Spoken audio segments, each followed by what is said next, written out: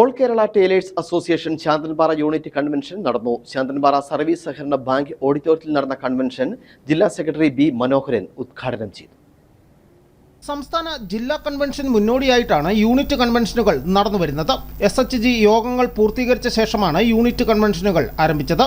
Santhanpara unit convention ജില്ലാ secretary B Manoharan ഉദ്ഘാടനം ചെയ്തു. Unit president Suguna Benny, unit secretary Nimisha Mol, area president KT Sasi, unit treasurer EK Ambili തുടങ്ങിയവർ നേതൃത്വം നൽകി. News bureau, Udumbanchola. അമ്മയ്ക്കൊരുമ സ്നേഹ കൂട്ടായ്മ ചാരിറ്റബിൾ ട്രസ്റ്റിന്റെ നേതൃത്വത്തിൽ അണക്കര പ്രതീക്ഷാ നികേതൻ സ്പെഷ്യൽ സ്കൂളിൽ ക്രിസ്തുമസ് ആഘോഷം നടത്തി.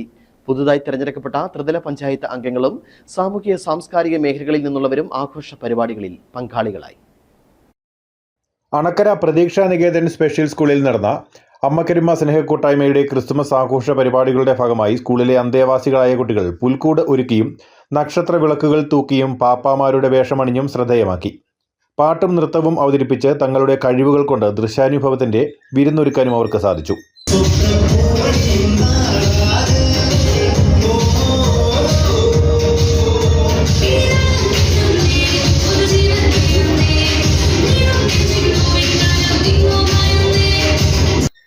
ക്രിസ്മസ് കേക്ക് മുറിച്ചും സമ്മാനങ്ങൾ നൽകിയും ജനപ്രതിനിധികളും സാമൂഹ്യ പ്രവർത്തകരും അവർക്കൊപ്പം ചേർന്നു.